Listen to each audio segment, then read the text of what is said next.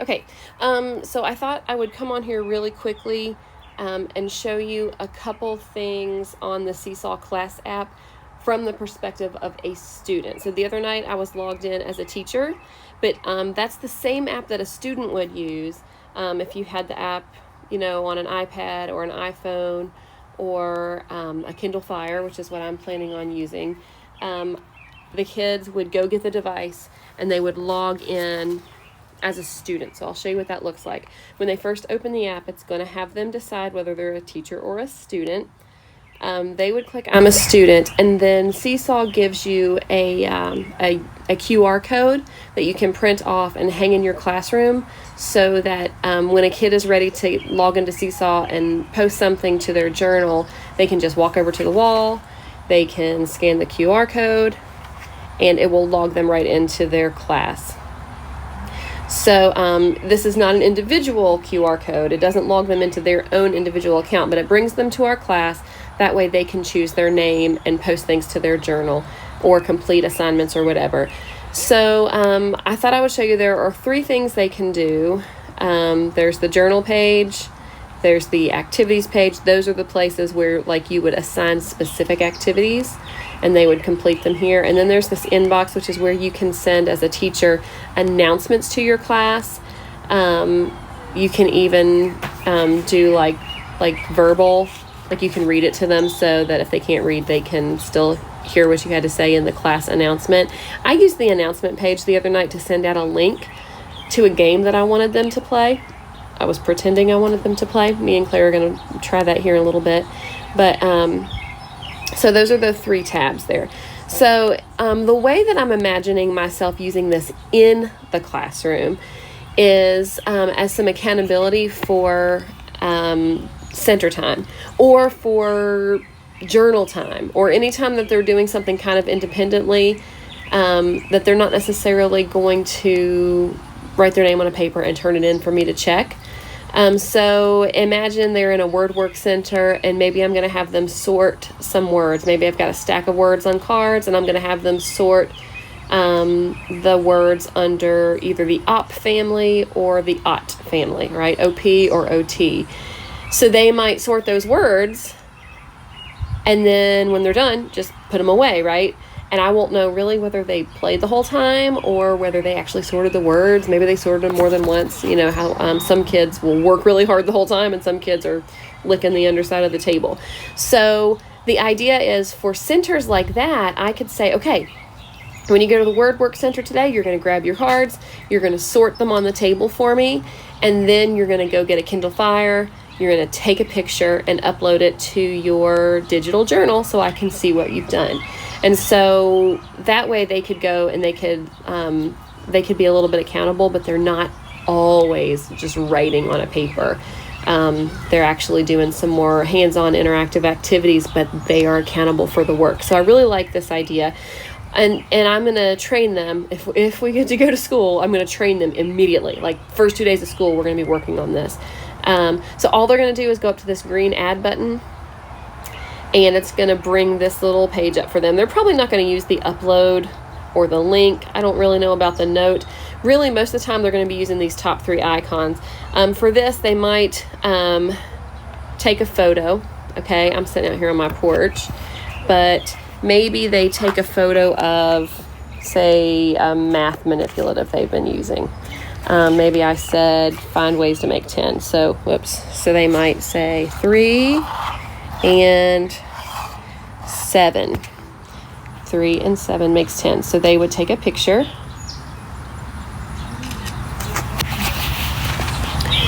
And then they could just send that to me. Or they could do a couple things that they could add to their picture. They could draw. They could do 3 plus 7 equals 10. Or they could click this microphone over here and they could explain. They could say, Miss Lewis, today I used 3 and 7 and together those numbers make 10. And then they would click done and they would click their green check mark. Now, because they are using shared devices, this is where it's going to have them choose their name. So we will have to train them on that, but they'll just scroll down, they'll choose their name, they'll click that green check mark again, and they're done, okay? And now I can see what they've done in center time, but not just me. Their parents can see what they were doing in center time today. So you can see it says waiting for teacher approval. That means that they just can't take a video of themselves picking their nose and then send that for their parents to look at. I will have to approve what they have uploaded there, and then once I approve it, it will notify their parents that they have a new journal entry, and their parents can see some of the hands-on activities they've done during the day. So that's journal. I can imagine a million different ways to use this. I can imagine that I would like to use it as a read to self center maybe, or a fluency practice center where I might have them take a picture of the poem of the week and then use the microphone to record themselves reading it for me, or something like that. Maybe reading the weekly sight words off the word wall or something like that. There's so many things that we could do in the classroom with this that would keep those kids accountable for the hands-on fun work that they're doing that's not necessarily just like paper pencil. Okay, so that's journal. This is activity. So this is where I uploaded those activities the other day and assigned them. So in order for them to do an activity, they would pick one. They could play the instructions. Tell us your story. First, tap the add button. Next, take a photo of your writing. Then, tap the mic and read your writing. Last, tap the green check and add to your journal. Okay, I really love this idea because we did a lot of journal writing. We didn't do as much writer's workshop as I wanted to last year, but we did a lot of journal writing. And some of my kids worked really hard and had these beautiful journals full of invented spellings and great pictures, and, you know, as the year progressed, sentences and stuff like that. And some of my kids would draw Pokemon creatures and then close their journal and put it away, and it would be maybe 3 or 4 days before I went back and checked their journal and saw that they'd only been drawing Pokemon all week long. So I think this would be a really great way, because I used journals a lot for morning work because it was just really independent. They liked to do it. But this would be a great way to hold those kids accountable, because if I said, as soon as you're finished with your journal, go get yourself a Kindle and upload a picture of your journal to Seesaw, and then use the mic to read your journal to me. That way, when I went, later on in the day and got on my Seesaw app, I could see every single person who uploaded a picture of their journal and read it. And I could also see who didn't upload a picture of their journal, so I could follow up with those kids, and they would know that I was paying attention. They would know that even though I was busy counting quarters during journal time that morning, that I still know whether or not they did their work. So it's just a great way to keep the kids accountable. Plus, I can see it being really motivating if they know that when they're done writing this journal entry, they get to take a picture of it with a Kindle and then send it to their mom and dad. So before they're even home, their mom and dad can see what they wrote in their journal this morning and how hard they worked. And I just think it could be a very good way to motivate kids to give me their best work. And I would immediately know which kids were slacking off. So anyway, what they would do is they would hit add a response, they would choose their name, and then they would take a photo of their journal entry for that day. Once they took the photo, just like I did before, they could click that microphone and read me their journal entry, which is great with some of these invented spellings. It would be helpful for me to have their sweet little voice reading their own writing. And then they would click the green check mark to add it. Now, once that happens, and I'll show you, I'll just take a picture of this math rack again. Okay, I'm just going to go ahead and submit it without recording anything just to show you.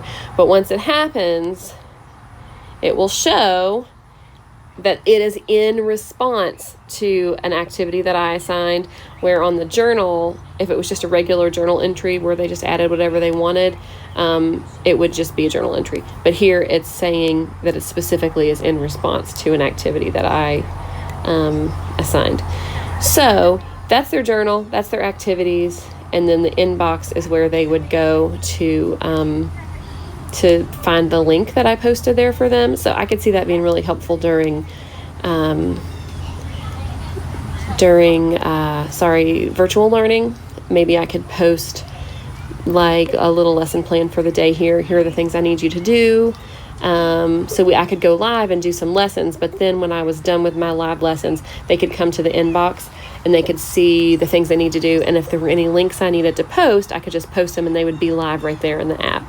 So you could click on the link that I posted. This is just to a game that I thought would be fun for Claire to go and play. It will take them out of the Seesaw app into whatever their web browser is, and then they can play whatever game that I have for them. So I'm going to go back to Seesaw. But anyway, so that's what a student would see from the student app. So this is the app that you would use in the classroom. This is also the app during virtual learning that kids would use to submit work. Remember, on the parent family app, all that is really a communication app and a place where parents can see their own individual students' work. They can only see their own student. They can't see anybody else's work. All right, so I'm going to go back in I'm going to sign out as a student, and I'm going to sign back in as a teacher really quick as I can. I don't do anything really quick. And I'm going to show you, okay, down here at the bottom, since a student has posted some things, it's got this big red bar down here to remind me that I need to review some work.